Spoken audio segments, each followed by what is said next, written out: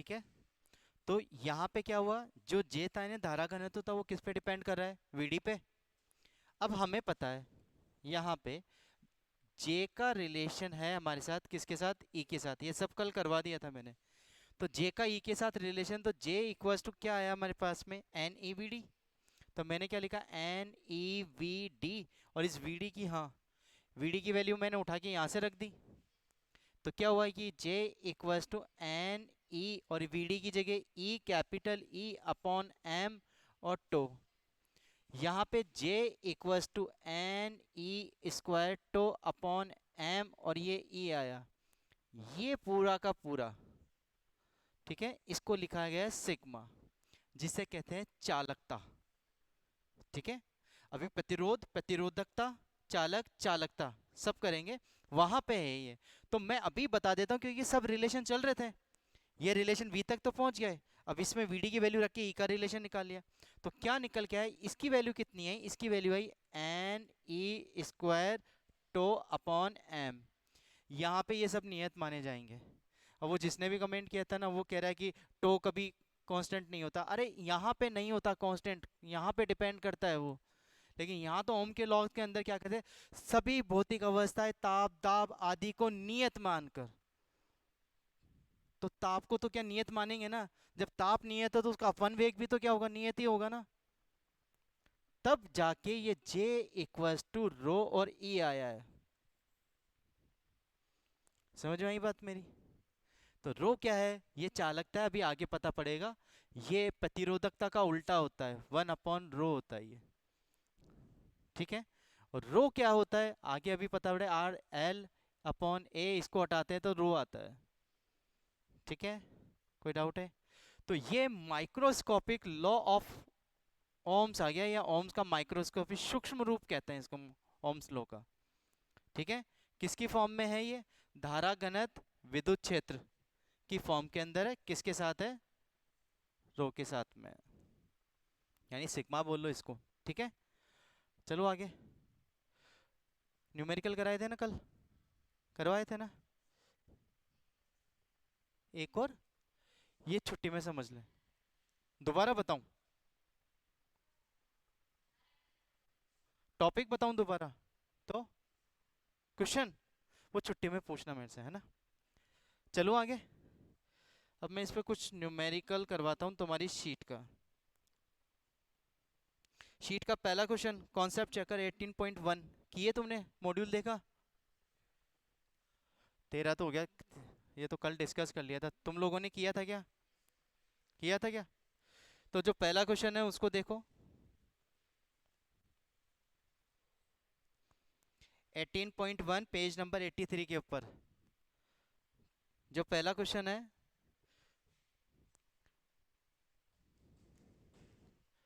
क्या लिखा हुआ है, किसी असमान परिच्छेद वाले धात्विक चालक में स्थायी धारा बहती है तो चालक की लंबाई के अनुदिश कौन स्थिर रहेगा। पता नहीं, इसमें आवाज तो सही आ रही है अभी तक तो, सही है। बताओ क्या आंसर होगा इसका, तुम मत बोलना। किस पे, धारा पे, पीछे से तो मत देखना, टिक लगाना मत। क्यों, धारा पे ही क्यों,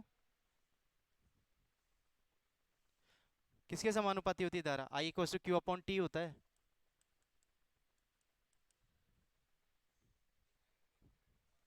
क्या, हाँ, ठीक है, मैं देख लूंगा वो तो।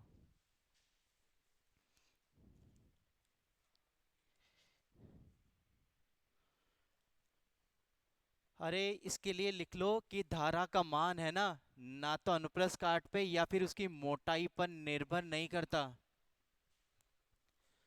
करता है क्या, यहाँ कहीं आ रहा है उस पे आवेश और प्रवाह कितना हो रहा है, किस दर के साथ हो रहा है, केवल उस पे निर्भर करता है। तो इसका आंसर क्या होगा, केवल डी। ठीक है, दूसरा वाला सवाल, किसी तांबे की तार के प्रति 100 mm लंबाई में मुक्त इलेक्ट्रॉनों की संख्या इतनी दे रखी है, कौन सा लगेगा, 0.8, कौन सा वाला फॉर्मूला लगाया, यही वाला ना, आई इक्वल टू एन वाला, इससे निकाल लेना, घर जाके करना जरूर, कर लोगे। थर्ड वाला सवाल, एक मिली कूलाम आवेश में, ये तो करवा रखा होगा, बहुत सिंपल सा है। I equal to Q upon T, I equal to Q upon T है। पूछा क्या, इलेक्ट्रॉनों की संख्या, इलेक्ट्रॉनों की संख्या, वही फार्मूला लग जाएगा। इसकी जगह क्या हो जाएगा, n e upon t equals to I. N निकालोगे तो क्या करो, आई दे रखी है, टी दे रखा है, और ई की वैल्यू तुम्हें पता ही है, दे रखा है ना।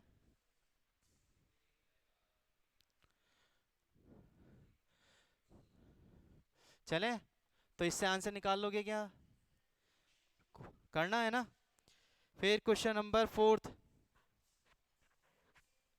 ये भी हो जाएगा। नंबर ऑफ इलेक्ट्रॉन्स पूछे इसमें, अरे बात नहीं, नंबर ऑफ इलेक्ट्रॉन्स पूछे इसमें, कर लोगे। चलो, फिर ओम्स लॉ पे है अगला सवाल, और सिक्स वाला भी नहीं होगा, सेवन्थ वाला भी नहीं होगा, ओम्स लॉ करेंगे उसके बाद में होगा। चलो आगे, चलो मैं थोड़ा सा रिपीट कर रहा हूँ वापस से। कल हमने करवाया था ओम्स लॉ, आता है ओम्स लॉ किसे कहते हैं। कल बोला था किसी भी चालक तार है, मान लिया कोई चालक तार है ये वाला, ठीक है, इसकी लंबाई कितनी L, अनुप्रस्थ काट का क्षेत्रफल कितना A, और इस पे हमने क्या लगाया, विभव का अंतर, यानी विभवांतर, यानी बैटरी हमने जोड़ दी, प्लस माइनस, इधर से क्या चलेगी आई, और ये क्या है, विभव है कि नहीं है। तो क्या कहा था, किसी चालक की सभी भौतिक अवस्थाएं, ताप दाब आदि, ताप दाब के साथ में लंबाई भी है, अनुप्रस्थ काट है, इन सबको स्थिर रखकर अगर मैं धारावाही चालक तार में क्या प्रवाहित करूं, धारा, तो उत्पन्न विभवांतर, इन दोनों सिरों पर उत्पन्न विभवांतर, ये चाहे ए है चाहे ये बी है, उत्पन्न विभवांतर जो वी है ना, वो हमेशा उसमें प्रवाहित की गई धारा के क्या होता है, समानुपाती होता है। इसे ही किसी का नियम कहते हैं, ओम का नियम कहते हैं। तो ये क्या था, वी डायरेक्टली प्रोपोर्शनल टू आई था, वी इक्वल्स टू एक नियतांक था आर आई, और इस आर का नाम वी अपॉन आई, इसे क्या बोलते हैं, प्रतिरोध। क्या बोलते हैं, प्रतिरोध। तो इस आर का हमने क्या निकाला, वी अपॉन आई। अब प्रतिरोध का हम लोग मात्रक निकाल रहे थे कल, मात्रक क्या होगा इसका, वी का मात्रक क्या होता है, वोल्ट, और आई का मात्रक, ये वोल्ट पर एम्पियर, एम के एस मात्रक हो गया, सीजीएस कर लोगे इसका। एसआई मात्रक क्या होता है इसका, प्रतिरोध का एसआई मात्रक ओम होता है, कर लिया था। इसका वी में सूत्र निकाल सकते हो, वी का, वोल्ट का निकाल लोगे, कल करवाया मैंने क्लास के अंदर, उसमें से देख के निकाल लेना। जो मेन इंपॉर्टेंट है अब वो है ग्राफ। क्या है, ग्राफ देखो, किसका ग्राफ खींच रहे हैं हम लोग, आई और वी का ग्राफ। यहाँ देखो रिलेशन क्या आ रहा है, डायरेक्टली प्रोपोर्शनल टू, क्या है ये, डायरेक्टली प्रोपोर्शनल। तो मैं इसका ग्राफ खींचूंगा तो स्ट्रेट लाइन आएगी कि नहीं आएगी, आएगी। जो स्ट्रेट लाइन को फॉलो करते हैं उसको हम लोगों को क्या कहते हैं, ढाल, यहाँ पे इसको क्या कहेंगे, झुकाव, और प्रवणता सब कहेंगे। अगर ये एंगल थीटा बन गया तो इसी के साथ में इसी को क्या कहेंगे, टैन थीटा, हाँ या ना, कोई दिक्कत।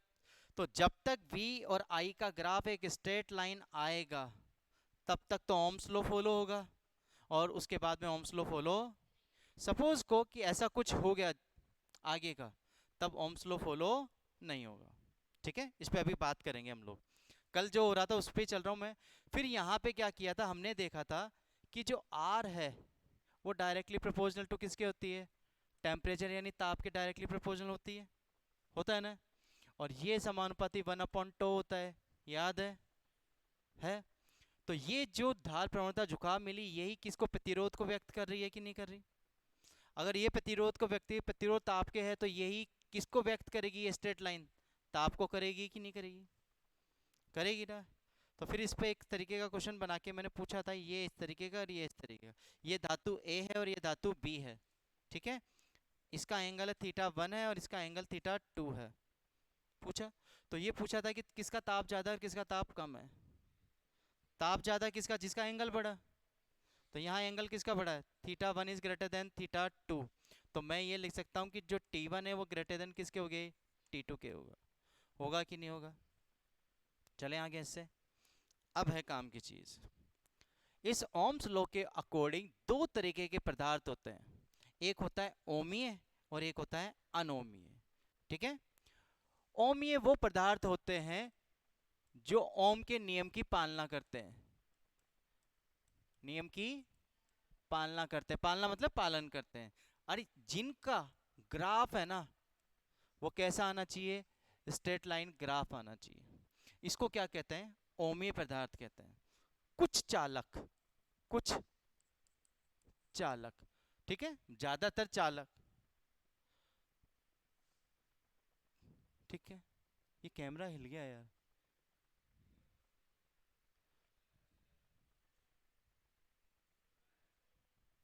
इससे इधर का नहीं हो रहा। चलो, तो चालक, कुछ चालक ओम्स लॉ का ही पालन करते हैं, एक सीमा तक करते हैं, और वो सीमा क्या है, वो है कम विभव पर, कम विभव पर। कम विभव पर ही चालक क्या करेंगे, ओम के नियम की पालना करेंगे। जैसे जैसे विभवांतर हमने बढ़ा दिया, विभव का मान बढ़ा दिया, तो V बढ़ेगा तो R बढ़ेगा, R बढ़ेगा तो ताप बढ़ेगा, ताप बढ़ेगा तो अभी करवाएंगे, प्रत्यास्थ चक्रें बढ़ जाएगी, प्रत्यास्थ चक्रें बढ़ जाएगी तो ऊष्मा बढ़ेगी, ऊष्मा बढ़ेगी तो तार गर्म हो जाएगा, और गर्म हो जाएगा तो ऊष्मा का ह्रास होगा, जिसकी वजह से क्या होगा, करंट कम हो जाएगा। समझ में आई बात? तो याद रखना, ओमीय पदार्थ कम विभव पर ही काम करते हैं। यानी जिनके लिए एक स्ट्रेट लाइन का ग्राफ जहां तक आ रहा है वहां तक ओमीय है, और उसके बाद में ये टेढ़ा मेढ़ा हो जाए तो क्या हो जाएगा, अनओमीय हो जाएगा। ठीक है। मोस्टली जो चालक में गिने जाते हैं वो सबसे अच्छी गिना जाता है चांदी, फिर आता है एल्युमिनियम, फिर आता है Cu। ठीक है। सबसे अच्छे चालक चांदी को माना गया है। इसी वजह से जो फोटो इलेक्ट्रिक इफेक्ट के अंदर जो हम लोग सोलर प्लेटें बनाते हैं ना, उनके अंदर जो वाइट वाइट लाइनें दिखती है ना, वो सारे चांदी के तार डले हुए हैं। ठीक है। उसके बाद में एल्युमिनियम सही माना जाता, फिर उसके बाद में कॉपर सही माना गया। चलो आगे। तो ओमीय पदार्थ वह पदार्थ कहलाते हैं जो ओम के नियम की पालना करते हैं और जिनका ग्राफ एक स्ट्रेट लाइन तक होता है, जो विभव के साथ में परिवर्तन एक निश्चित मान तक दिखाते रहते हैं। उसके बाद में क्या हो जाता है, अगर मान बदल जाए, विभव का मान कम है तब तक ओमीय है, जैसे विभव का मान बढ़ा उसके बाद में क्या हो जाएगा, अनोमीय हो जाएगा। हाँ, एक और बात रहती है, हमारा ओमीय अनोमीय पदार्थ है या ओम के नियम की पालना होगी कि नहीं होगी, ये लगाए गए विभवांतर के चिन्ह पर भी डिपेंड करता है। मतलब आपने चिन्ह सही लगाया तो V directly proportional to I आएगा, और चिन्ह उल्टा कर दिया तो I directly proportional to V हो जाएगा, हो जाएगा ना। एक का ग्राफ मिलेगा tan theta equals to V upon I मिलेगा, और एक का graph 1 upon tan theta equals to I upon V मिल जाएगा। ठीक है। तो याद रखो, मेन चीज तो ये है कि कम विभव पर ओमीय करता है, और ज्यादा विभव बढ़ा दूं एक टाइम के बाद में तो फिर वो क्या हो जाएगा, अनओमीय हो जाएगा। अनओमीय कैसा, ये कोई ग्राफ है, ये I का ग्राफ और ये किसका, V का ग्राफ। अगर ये ग्राफ सीधा चला उसके बाद में अगर घूम गया तो यहां तक तो ओम के नियम की पालना हुई, और उसके बाद में नहीं हुई। ऐसे पदार्थ को कौन से पदार्थ कहते हैं, अनओमीय पदार्थ कहते हैं। ज्यादातर कुचालक, अर्धचालक ऐसा प्रदर्शित करते हैं। ठीक है। एग्जाम्पल, जैसे मेरे पास में कोई टॉर्च की लाइट है, वो ऐसा ग्राफ दे रही है, तो ये कौन सा है, अनोमीय। ठीक है। अगर मेरे पास कोई इलेक्ट्रोलाइट है वो ऐसा ग्राफ दे रहा है, तो ये भी कौन सा है, अनोमीय। और 14 चैप्टर में सेमीकंडक्टर डायोड पढ़ोगे, उनके ग्राफ ऐसे और ऐसे करके ग्राफ आएंगे, तो ये भी कौन से होते हैं, अनओमीय। यानी कुल मिलाकर हमें स्ट्रेट लाइन ग्राफ मिला, जहां तक मिला वहां तक ओम्स लॉ फॉलो हुआ, तो वो पदार्थ जो ऐसा दिखा रहे हैं वो कौन से होते हैं, ओमीय, और बाकी के सारे इसके बाद के अनोमीय। क्लियर है। चलो आगे मैं। तो ओमीय अनोमीय पदार्थ होने के बाद में क्वेश्चन है कि प्रतिरोध क्या होता है, प्रतिरोध क्या है बताओ, पढ़ा होगा 10th क्लास के अंदर। धारा के मार्ग में, बहती हुई धारा है, उसके मार्ग में जो रुकावट पैदा हो रही है उसे ही क्या कहते हैं, प्रतिरोध। ठीक है। समझना थोड़ी सी बात मेरी, देखो ये धारावाही चालक तार है, इसमें मैंने प्रतिरोध लगाया, प्रतिरोध कह रहे सॉरी, विभव लगाया, विभव लगाते इसमें धारा चली, धारा चली तो यहाँ पे विभव का अंतर आएगा। क्या विभव पतन होगा? पतन का मतलब जानते हो ना, कमी होना। विभव पतन होगा, पोटेंशियल ड्रॉप होगा, इसे पोटेंशियल ड्रॉप भी बोलते हैं। क्या होता है कि जैसे जैसे इलेक्ट्रॉन्स आगे चलते हैं, तो याद है पहले टक्करें हो रही थी, प्रत्यास्थ टक्कर हो रही कि नहीं हो रही थी? तो जैसे जैसे ये इलेक्ट्रॉन्स आगे चलेंगे, क्या ये बिल्कुल सीधे तो चल रहे हैं, लेकिन क्या टकराएंगे नहीं? टकराएंगे ना। तो टकराएंगे तो क्या होगी? ऊष्मा उत्पन्न होगी, ऊष्मा उत्पन्न होगी तो ताप उत्पन्न होगा, ताप उत्पन्न होगा तो प्रतिरोध उत्पन्न होगा। यानी आर से राम है और आर से ही रावण है। राम भी इसी में, रावण भी इसी में। राम मतलब इसमें धारा प्रवाहित हो रही है तो ये काम में आ रहा है। हाँ, और रावण मतलब राम का उल्टा। यानी ये धारा को तो जा रहा है, यानी धारा को जानो तो जा रहा है, लेकिन उस जाने के लिए उसमें प्रतिरोध और उत्पन्न कर रहा है। और वो प्रतिरोध किसके रूप में उत्पन्न कर रहा है? ताप के रूप में। तो वो जो मार्ग में बाधा है सही ढंग से, उसे ही हम लोग क्या कहते हैं? प्रतिरोध कहते हैं। यानी धारा के मार्ग में उत्पन्न बाधा को ही हम लोग क्या कहते हैं? प्रतिरोध कहते हैं। कोई डाउट? ठीक है, क्वेश्चन यहां से बनेगा और यहां से सबसे इंपॉर्टेंट चालू हो जाएगी बात कि प्रतिरोध किन किन बातों पर निर्भर करता है। प्रतिरोध किन किन बातों पर निर्भर करता है, हम डिटेल से करेंगे। तो जो प्रतिरोध है वो हमेशा एक तो लंबाई पर, दूसरा अनुप्रस्थ काट पर, तीसरा पदार्थ की प्रकृति पर, घनत्व पर या प्रकृति पर, और चौथा है आठ जो निर्भर करता है वो निर्भर करता है ताप पर। ठीक है, न्यूमेरिकल इस पे और इस पे, ये पूरा एक अलग से ही टॉपिक है। ठीक है, इन दोनों टॉपिकों को मिला के और डिटेल में कर रखा है हमने। चले आगे। तो प्रतिरोध किन किन बात पे लंबा डिपेंड करता है? वो डिपेंड करता है तार की लंबाई पर, उसके अनुप्रस्थ काट पर, पदार्थ की प्रकृति पर और ताप पर। करें? तो हम लोग फर्स्ट वाला कर रहे हैं, और फर्स्ट वाले में हम लोग कर रहे हैं क्या कि हम लोग जानते हैं कि R directly proportional to L है और R डायरेक्टली प्रोपोर्शनल 1/A है। ठीक है, तो मैं दोनों को अगर लिखना चाहूं तो क्या लिखूं? R directly L/A। कोई दिक्कत है यहाँ तक? ढंग से समझना, यहाँ पे बहुत अच्छे अच्छे सवाल आने वाले हैं। अगर कोई चारावाही चालक तार है जिसकी लंबाई L है और अनुप्रस्थ काट का क्षेत्रफल A है, उसमें प्रवाहित धारा का मान I है और विभव का मान V है। अगर मैंने तार को पकड़ के खींच दिया तो लंबाई में वृद्धि हो जाएगी क्या नहीं हो जाएगी? मैं थोड़ा सा ये बना रहा हूँ लंबा तार, ये लंबाई में वृद्धि हो गई। मान लिया, सपोज करो लंबाई हो गई 2L, तो बताओ अनुप्रस्थ काट का क्या हुआ? अनुप्रस्थ काट कम हो गई ना। तो लंबाई और अनुप्रस्थ काट के सापेक्ष ये होता है कि जैसे लंबाई बढ़ेगी वैसे अनुप्रस्थ काट कम हो जाएगा। मान लिया ये 2L किया तो अनुप्रस्थ काट कितना हो जाएगा? A/2 हो जाएगा। लेकिन एक बात सबसे इंपॉर्टेंट है, आयतन वो हमेशा कैसा रहता है? कैसा रहता है? नियत रहता है। यानी A, इसका नाम A1L1, A1L1 बराबर A2L2। आयतन तो वो का वही रहेगा, लेकिन हाँ लंबाई में और अनुप्रस्थ काट में, यानी लंबाई बढ़ा दी तो मोटाई कम हो जाएगी और मोटाई बढ़ा दी तो लंबाई कम हो जाएगी। कोई दिक्कत है यहाँ तक? नहीं है ना। माना, थोड़ा आगे चल रहे हैं हम लोग। माना मेरे पास में दो तार है, ठीक है, दो तार है। तो पहले वाले तार का प्रतिरोध R1 इक्वस टू L1/A1 है, और दूसरा हाथ तार मैंने लिया R2 इक्वस टू L2/A2 लिया। अगर मैं इनकी तुलना करके देखूं, हाँ हाँ,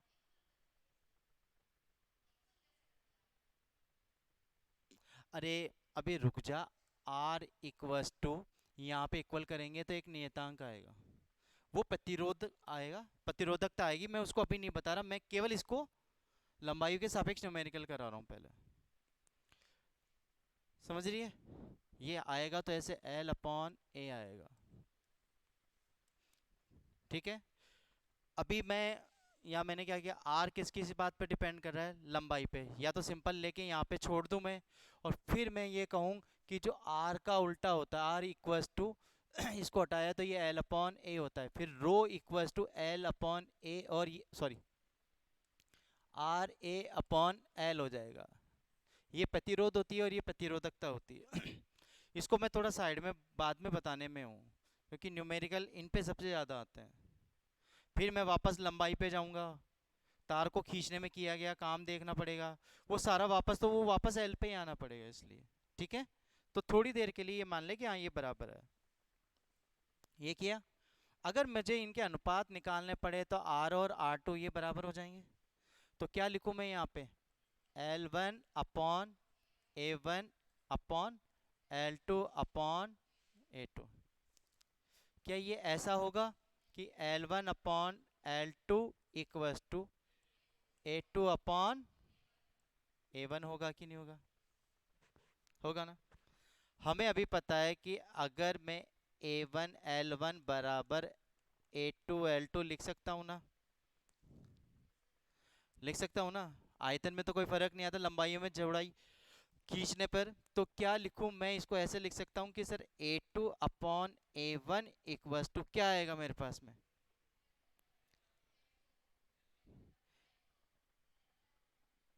ए टू को छोड़ा, ये इसके नीचे आ गया, तो ये आएगा ना एल वन अपॉन, आएगा कि नहीं आएगा? इस वाले की वैल्यूज उठा के मैं यहाँ पुट करूँ तो क्या आंसर आएगा मेरे पास में, L one upon L two equals to L one और एल टू। क्या मैं इसको डायरेक्ट लिख सकता हूँ क्या, एल वन एल टू का होल स्क्वायर? हाँ या ना? कोई दिक्कत नहीं है ना? तो अगर मैंने लंबाइयों में कुछ चेंज किया तो प्रतिरोध, ठीक है, आयतन में कोई परिवर्तन नहीं माना जाए, नियत माना जाए, तब जो आर वन आर टू का रेशियो होता है वो L one upon L to के तुल्य होता है। क्लियर है? कोई दिक्कत? अगर एल है तो ऐसा कैसा, अगर अनुप्रस्थ काट में चेंज किया मैंने तो लंबाई में कुछ परिवर्तन आएगा, आएगा कि नहीं आएगा? तो मैं जो लिखा रहा हूं वो लिखो तुम लोग। ठीक है। ये सब चीजें तो तुम्हारे उसमें लिख रखी है मॉड्यूल में, जो नहीं लिख रखी वो मैं एक्स्ट्रा लिखा रहा हूँ।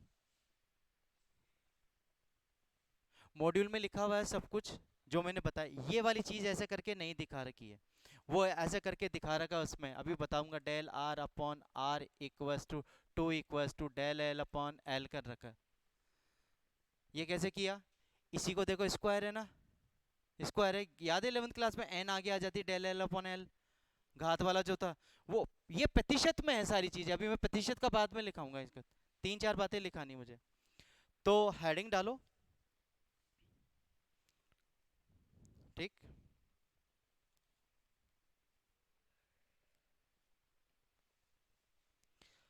हेडिंग लिखा लो, तार को खींचने पर, तार को खींचने पर उसके प्रतिरोध में परिवर्तन, तार को खींचने पर उसके प्रतिरोध में परिवर्तन।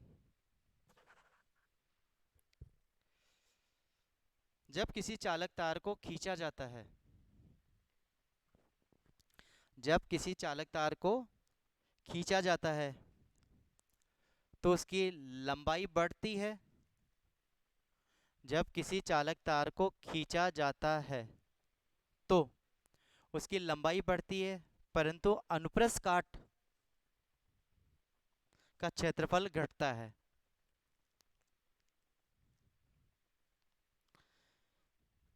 का क्षेत्रफल घटता है और प्रतिरोध क्या हो जाएगा, बढ़ जाएगा, तथा प्रतिरोध बढ़ जाएगा।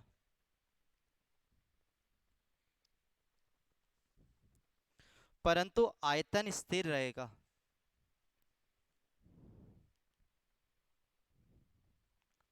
परंतु आयतन स्थिर रहेगा। लिखो नेक्स्ट लाइन में, माना, माना एक चालक तार, माना एक चालक तार जिसकी प्रारंभिक लंबाई L1, माना एक चालक तार जिसकी प्रारंभिक लंबाई L1, अनुप्रस्थ काट A1, त्रिज्या R1 व व्यास D1 है। लंबाई L1, अनुप्रस्थ काट A1, त्रिज्या R1 और व्यास D1, डायमीटर से D लिखा D1 है। तो हम लोग ये लिख सकते हैं R1 equal to L1 A1 और रो रो आगे जाके पता पड़ेगा वो एक जैसा ही रहेगा। तो R1 L1 A1 हो सकता है ना, ये लिख लो फर्स्ट इक्वेशन। अब यदि फर्स्ट इक्वेशन लिखने के बाद में लिखना, अब यदि तार को खींचकर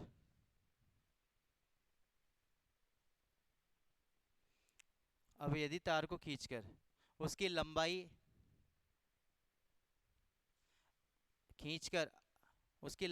L2,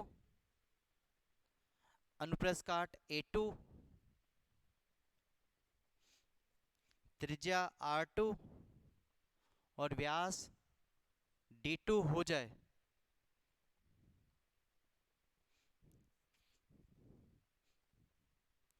जाए तो उनके प्रतिरोधों का अनुपात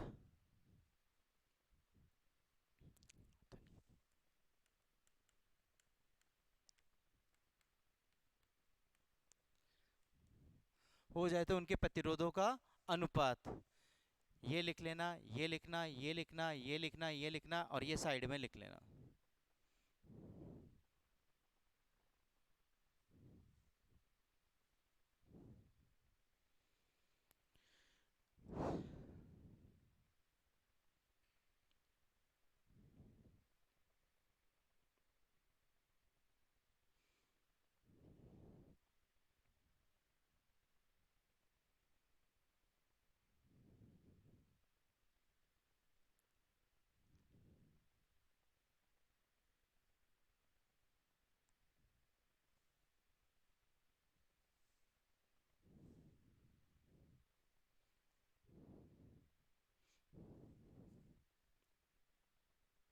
हो जाएगा, कोई डाउट?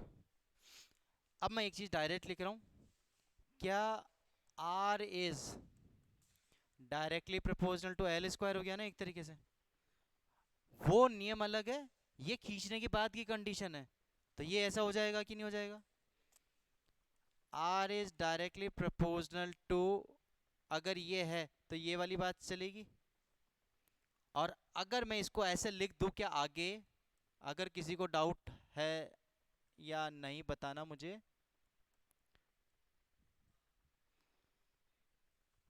लिख सकते हैं, उल्टा है ना, तो R is directly proportional to A square. बोलो कोई डाउट? अरे एक साथ लिखना भी, रुको, कोई डाउट नहीं है ना? अब क्या मैं ये लिख सकता हूं कि R is directly proportional to R, A equal to pi R square, उस पर पहले से स्क्वायर है, तो बराबर R2 अपॉन R1 की पावर 4 है कि नहीं है? कोई दिक्कत नहीं है ना? तो फिर ये भी लिखा जा सकता है कि D2 अपॉन D1 की पावर 4। डायमीटर, क्या लंबाई बढ़ने पर व्यास कम होगा, मोटाइयाँ कम होगी? होगी ना, कमी तो होगी। तो ये बात किसी को दिक्कत तो नहीं है ना आर के लिए? बोलो, नहीं है ना? तो फिर उतार लो। क्या? दो नहीं, 4। डायामीटर, व्यास है, व्यास कम नहीं होगा, कमी। ठीक है, अभी इन पे मैं माइनस और लगाने वाला हूं। अभी लिखो लिखो लिखो, डाउट तो नहीं है ना इसमें? क्योंकि न्यूमेरिकल में हम लोग डायरेक्ट लगाएंगे इनको।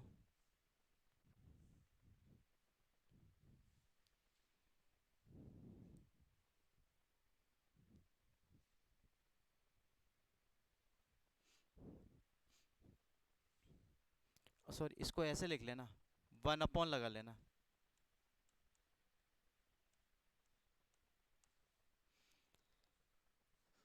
थोड़ा सा ऊपर कर दो इसे।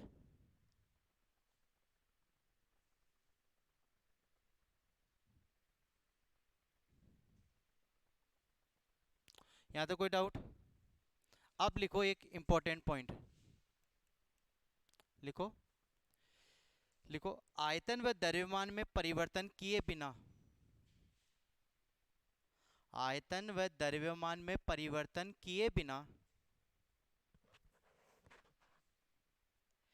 प्रतिरोध, किए बिना प्रतिरोध के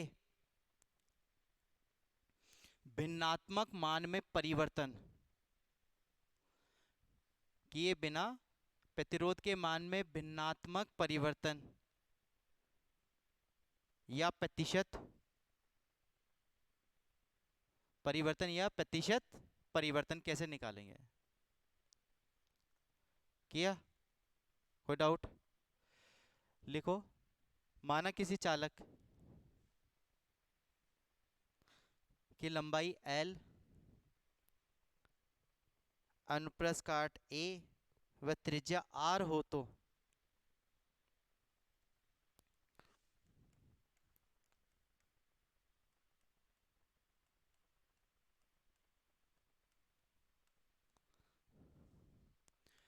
तो अगर लंबाई के लिए, पहला है लंबाई के लिए, लंबाई में अगर मुझे परिवर्तन देखना है तो del R upon R, del का मतलब क्या था, बाद वाली लंबा, प्रारंभिक लंबाई के साथ प्रतिरोध में परिवर्तन होगा कि नहीं होगा? वो इस तरीके से होगा, क्योंकि स्क्वायर आ रहा था ना अभी, ये रहा स्क्वायर। तो याद है वो 10th क्लास के अंदर कुछ भी लिखा था ऐसे कि डेल डिफ्रेंशिएट किया था एक्स की पावर एन का, तो एन आगे डेल एक्स अपॉन एक्स लिखा होगा ऐसे, त्रुटियों वाले चैप्टर के अंदर, वहाँ प्रतिशत त्रुटियां भी निकाली होगी, याद है? तो घात आगे आ गई थी ना। तो यही चीज अगर मैं प्रतिशत में लिखूं तो क्या होगा, 2 × del L upon L equals to 100%। तो ये क्या हो जाएगा, del R upon R equals to 100%। क्या प्रतिशत में आंसर निकाले जा सकते हैं? अभी करेंगे सवाल इसके ऊपर, हो जाएगा।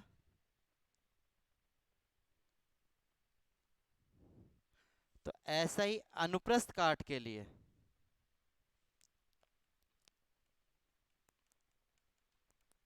तुम बताओ क्या फॉर्मूला बनेगा?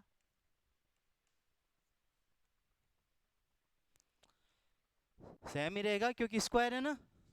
तो क्या लिखूंगा, 2 डेल A अपॉन A, लेकिन लंबाई बड़ी है तो A में कमी आएगी, तो लोग लगाते वक्त यहाँ पे माइनस और लगा देते हैं, और प्लस माइनस केवल दिशा को व्यक्त करता है, तो लगाओ तो ठीक है, नहीं तो चलेगा। कहीं आंसर माइनस में दिख जाए तब फिर वहां ध्यान रखना। और इसका ही परसेंटेज लिख लोगे, लिख लोगे।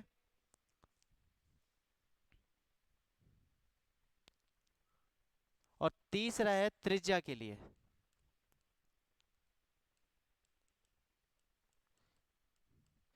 त्रिज्या के लिए क्या लिखो, del R upon R equals to 4 लगा दो, डेल आर अपॉन आर, और परसेंटेज में लिख लोगे, क्या बनेगा, del R upon R equals to 100% equals to 4 del R upon R equals to 100%।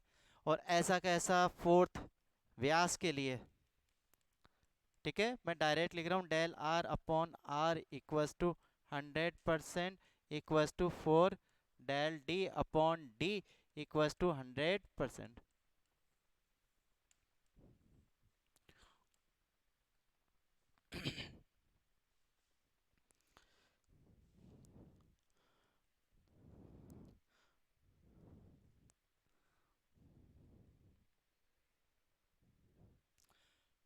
कर लिया यहाँ तक?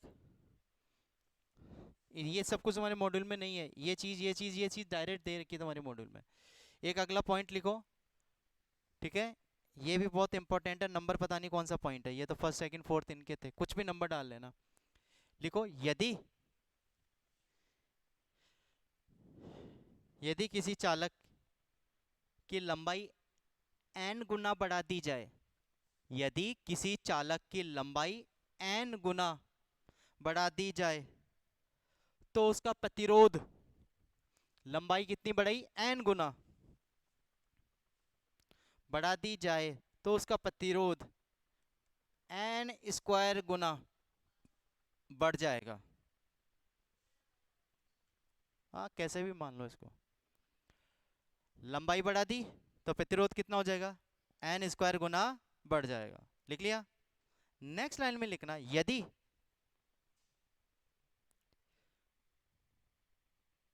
नेक्स्ट लाइन में लिखना यदि उसकी त्रिज्या 1/n गुना कम कर दी जाए,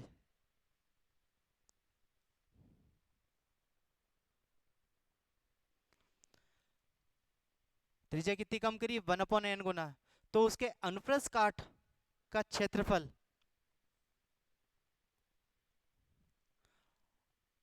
अनुप्रस्थ काट का क्षेत्रफल 1/n कितना आएगा बताओ, स्क्वायर गुना क्या हो जाएगा, कम हो जाएगा। हाँ, कम हो जाएगा। तो उसका प्रतिरोध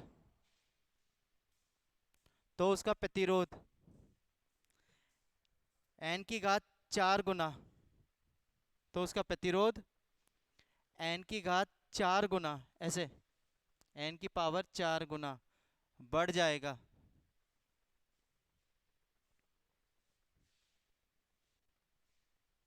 हो जाएगा कि नहीं हो जाएगा, ये बात समझ में आई। दो लाइनें लिखाई, पहली वाली लाइन में n स्क्वायर हो जाएगा और दूसरी वाली में 4 हो जाएगा। तो मैं ऐसे लिख सकता हूं, देखो यही लिखता हूं, पहले वाली लाइन में नया वाला r यानी 2, नया वाला कुछ भी, equals to n square upon r पहले वाला, और अभी जो लाइन लिखी है लास्ट वाली उसके according r2 equals to n की पावर 4 r पहले वाला। हो जाएगा क्या, तो दोनों लाइनों में दोनों बातें लिख लो।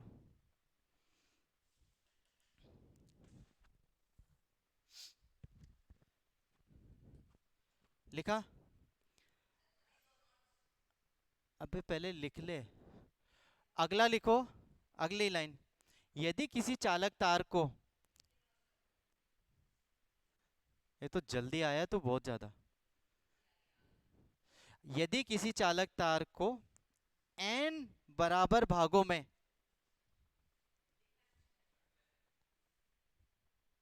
काट दिया जाए, तू लिख ले या तो डायरेक्ट, n बराबर भागों में काट दिया जाए तो उस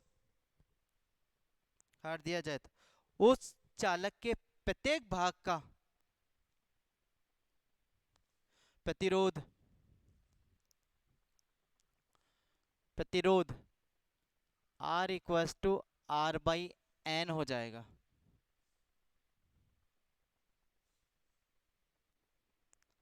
n हो जाएगा, है रटना, रटना नहीं है, अभी न्यूमेरिकल करेंगे तब ये सब चीजें काम आएगी। लिख लिया यहाँ तक। अब मैं एक इस पे सवाल करा रहा हूँ, ये एक चालक तार है, ठीक है, जिसका प्रतिरोध कितना है, 10 ओम है। अब इसका मैंने टुकड़ों में काट लिया, कितने टुकड़े, 1 2 3 4 और 5 टुकड़ों में काट लिया। तो अब प्रत्येक भाग का, तो हम लोग कैसे निकालेंगे, R new equals to R old upon n. R old कितना है, 10, और एन कितने, 5, तो कटके कितना हो जाएगा, 2 ओम। तो हर एक भाग का कितना हो जाएगा, 2 ओम। लिख लो इससे जल्दी। आया जब से तो तू पहले तो वो नोट्स को निकाल के देख रहा है, फिर इधर बात कर रहा है, उधर बात कर रहा है। क्या लाइन लिखवाई मैंने अभी, अभी ये लिखवाया, किसी चालक तार को अगर n भागों में विभक्त कर दिया जाए या तोड़ दिया जाए तो प्रत्येक भाग का बराबर बराबर भागों में बांटा, तो हमें प्रतिरोध का मान निकालना हो प्रत्येक भाग का, तो कितना होगा, R अपॉन एन। आर जो पहले दे रखा है, एन कितने भाग है, डिवाइड करेंगे तो प्रत्येक भाग का निकल के आ जाए। लेकिन यहाँ शर्त क्या है, बराबर भागों में होना चाहिए, बराबर भागों में होना चाहिए। चलो आगे लिखो एक सवाल,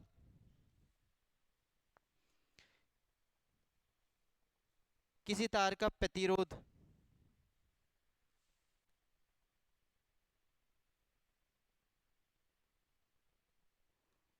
किसी तार का प्रतिरोध 10 ओम है, किसी तार का प्रतिरोध 10 ओम है, यदि उसकी लंबाई को दुगना और अनुप्रस्थ काट को 1/4 गुना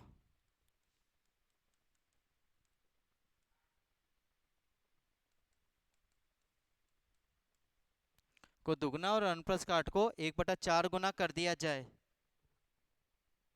तो नए वाले प्रतिरोध में कितने प्रतिशत की वृद्धि हो जाएगी?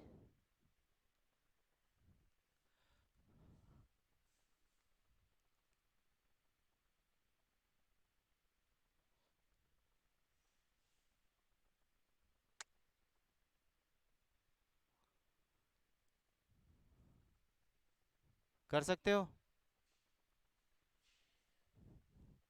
हम्म, करो देखे, नहीं तो मैं बताता हूँ फिर।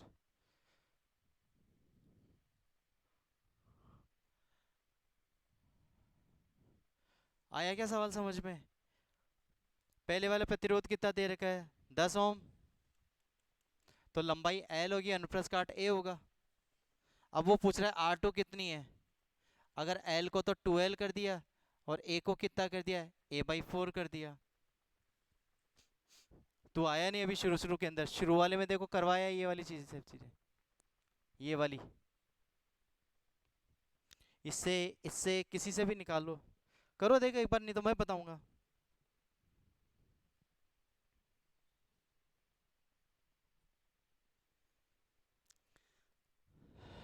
वैल्यू तो रखनी है और कुछ नहीं करना है फॉर्मूले में। पहले वाला क्या है, R1 = L1/A1। दूसरा वाला क्या है, R2 की वैल्यू क्या है, 2L1 दुगना हो गया, और ये कितना हो गया, A1/4। ये लिख सकता हूँ, A2 की वैल्यू A/4 है, ये ऊपर गया तो कितना हो जाएगा, 8L1/A1। तो क्या मैं ये लिख दूं, R2 बराबर 8R1 ही तो है। तो मैं परसेंटेज में निकालना है, इसमें जाना है परसेंटेज के अंदर। तो मैं क्या करूं, क्या ये लिखो कि R2 माइनस का R1/R1 इक्वल्स टू 100%, यही होगा ना एक तरीके से। 11th क्लास में नहीं किया था क्या ये फॉर्मूले? डेल का मतलब R2 - R1, डिफरेंस होता है डेल का मतलब। अरे नहीं होता है क्या? कोई दिक्कत है यहाँ तक? तो R2 की वैल्यू कितनी है, 8R1 माइनस पहले वाले की R1 और ये पहले वाला R1। ठीक है, परसेंटेज बाद में निकालते हैं, पहले यहाँ कितना बचा, 7। R1 - R1 ऊपर R1 नीचे R1 कट गया। R2 की जो वैल्यूज आई ना 700 गुना बढ़ गई। परसेंटेज चेंज पूछा है ना मैंने, तो आंसर आ गया, बस यही आंसर है। क्या किया, पहले लंबाई ये है, अब लंबाई दुगनी कर दी और अनुप्रस्थ काट 4 गुना कम कर दिया, चौथाई कर दिया। अब पूछा नया वाला प्रतिरोध कितना, अगर ये पूछता तो नया वाला प्रतिरोध की वैल्यू कितनी आती, पुराने वाले प्रतिरोध की 8 गुना। यही आंसर आ गया, परसेंटेज निकालने की जरूरत ही नहीं है तुम्हें। जो पहले वाला सिंगल है, अब 8 आया तो 1 माइनस कर दूं तो कितना हो जाएगा, 7। आंसर आ जाएगा ना। या अगर करना चाहो तो तरीके से फिर कर लो, अगला मैं दे रहा हूं और आंखें खोल के करना अब सवाल। दो, लिखो एक, यदि किसी चालक तार की लंबाई L, पेन निकाल ले, यदि किसी चालक तार की लंबाई L, अनुप्रस्थ काट का क्षेत्रफल A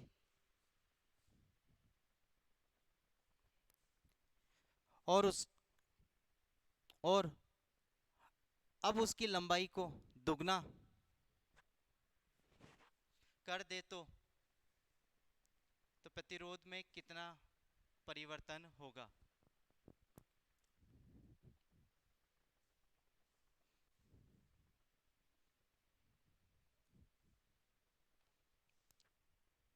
कितना परिवर्तन होगा? 200%। भाग और तेज भाग। अगर कंपटीशन में गया वहां पे एक ही चांस मिलेगा एक बार टिक करने का। जिस डॉट में गोला कर दिया ना, पेन रख भी दिया ना, डॉट होते ही बस। कितना? 100। लेकिन अभी आंसर कुछ और आएगा। हाँ, इसी से ही करना है, यही है, बिल्कुल ये का यही सवाल है। यही आंसर आएगा ना? कितना आया? 100। कितना आया तुम्हारे, बताओ।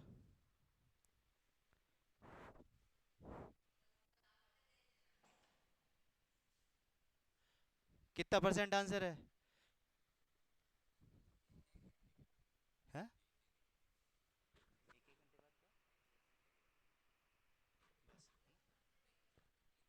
हाँ।